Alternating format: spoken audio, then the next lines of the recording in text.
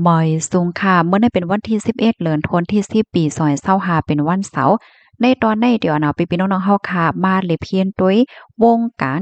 จับเพียนสังว่าเฮ็ดอำไลจ้อมหนังอันเขาตั้ว่างไว้ในจังยาป้อทุบป้อรู้เสียงสายใจเย้าก็จังยาเปิ้นเอากว่าปล่อยตกนำว่าไหนลวงในมีผู้ใจใต้ก่อหนึ่งเขาในก็ยามมีโตทบยามกว่าเหตุการณ์จับเพียนมาเขาในก็มาใครเนลองอันเขาไล่โตทบเห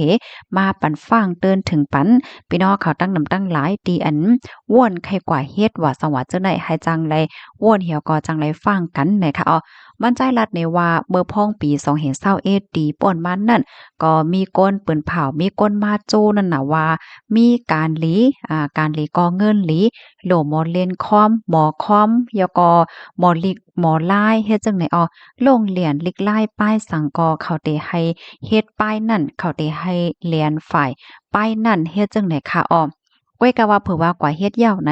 มันก็ซ้ำอำเมินหนังตีอันมองๆยังอ่านไว้ให้นั่นเหี่ยวก็มันใจก็แลคัดใจสิเอาโตลอดออกมาเฮ็ดไหนคะเฮ็ดเลยเมื่อป่นมาอำป้อหึงสังในเนี่ยมันใจไหนก็เลยหันคลิปวิดีโออันหนึงหลุดออกมาเฮ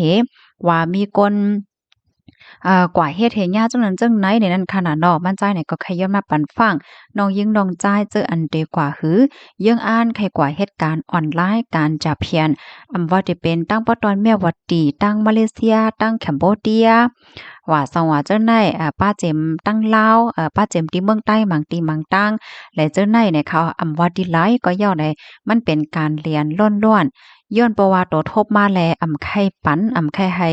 พี่น้องเฮาเขาน้องยิ่งน้องใจเขาทุกญาติแลนเอากว่าเหตุการณ์จะเพียนเพราะว่าเขากว่าเหย้าออกมาหยับมังก็ได้ใจขาดแลหลอดออกมาก้วยก็มีค่ะออว่าเฮ็ดจังไหน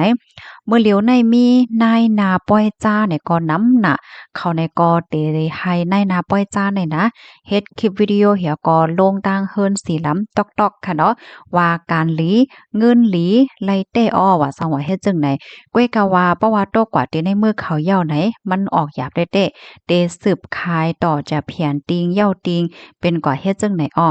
การจะเพียนได้เตมีหลายมิ้วว่าจะเป็นฝ่ายการเกมฝ่ายการย้อนหนีฝ่ายการขายโคตั้งออนไลน์มันมีหลายเจอหลายมิ้วเนี่ยว่าเพราะว่ากว่าถึงเหย้าในมอการอันไลเรียนฝ่ายอันไลเขาในก็ติให้เหตุการณ์เจอนั่นยาวในอ้อเขาเตด้วยว่าโรงเรียนอันไลเนี่ยก็เขาได้ให้เฮ็ดอันนั้นค่ะ1วันได้แต่ละเหรียญเงินจอมหนังอันเขามักมันไว้เพราะว่าหาอำไลเนี่ยก็ทุบเป้อในมือเขามีสังกอเดียวอันนั้นเหี่ยวก็เฮ็ดดีป้อเหรียญไลนำก็นั้นได้ก็ได้อยู่รอดเงินเหลินก็ได้ไลหลีเฮ็ดไหนคะอ๋อ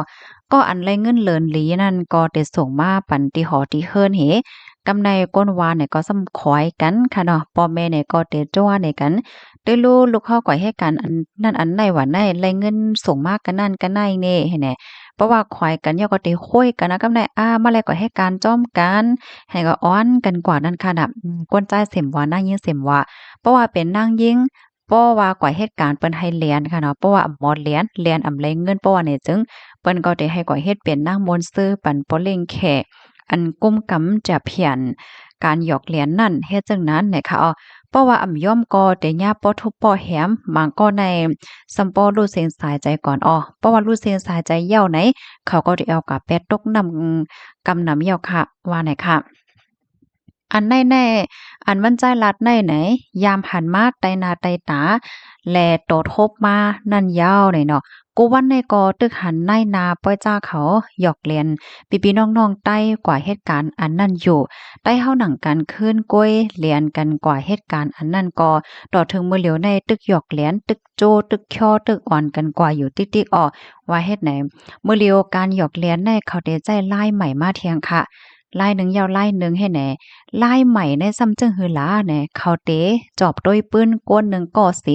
เอาเสียง AI แล้วก็ลัดเป็นเสียงลูกเสียงล้านว่าตกการเตโทรหาตั้งหอตั้งเฮิรนเนาะเตย้อนเงินโลกาจะลิบตั้งเตปอขึ้นเฮิรนว่าสว่าจะได้แหน่แค่แหน่นะมือเลียวเป้าหมายเขาในเตเฮ็ดก้นเรียกเงินเสียก็เตต่างขันเงินปอ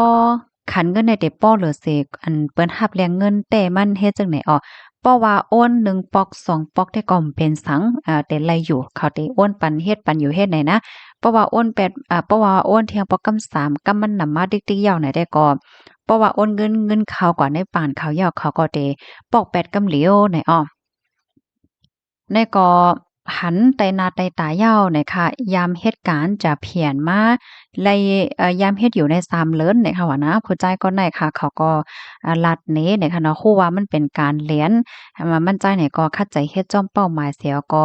ย้อนออกมาเฮ็ดจังไหนบ่พ้องที่มั่นใจตื้ออยู่ไว้ดีแน่จะเพียนอยู่นั่นไหนมีผู้ใจก็เนึกไหนเนาะเป็นก้นเมื่อคมตมเมียมาแนวว่าหาเงินหยอกหาเงินเหรียญเงินอ่ำเต็มเหมือนเงินแขไลแลย่าเอาป้อทุบเอาเคิงช็อตในจำใส่เหมือนจังตกเบิ่งอะไรลิบนั่นยาวออกให้แหนมยอก็เขาว่าตั้งกินหันจังได๋เขาก็เต็มเล่งเขาเตเล่งนำก้อยเนี่ยว่าปันกินนำก้อยเฮ็ดได้อ้อกำในเพราะว่าเปิ้นโจ้เหมือนจังว่าเพราะว่ากว่าเหตุการณ์ในร้านเนี่ยติแลเสียมว่าในนั่งยิงเขานั่นในเตถุงยาเต็กเต็งให้ขายป้าเหย้าเนี่ยค่ะเนาะเหมือนจังว่าเฮ็ดแม่หมอกยาน่ะเนาะขายป้าโตกำซื้อให้ในป้อมเฮ็ดในเจ้าล้านในก็เตป้อเตทุบเหมือนกันเจ้าล้านเนี่ยก็เลยซื้อโตเขาตีในนาป้อยจ้าเหย้าเฮ็ดจังไหนอ้ออันเดอันเหมือนจังว่าจู้ก้นกว่านะคะนะมันก็ได้ผ่านในนาป้อยจ้าในหลายต่อเลยค่ะเนาะกาหาก้นปันเขาในนาใต้ค่ะเนาะมันจังว่าอันมาหาอยู่จ้อมวานว่าสวาหนึงก็ในก็ไลอยู่2เฮงเงินแขว่ะในนาเทียงก็หนึงซ้ำแต่กว่าขายแทง4เฮงเฮ็ดเนี่ยที่เฮ็ดในลงขึ้นก็ติ๊กๆเฮ็ดจังไหนอ้อ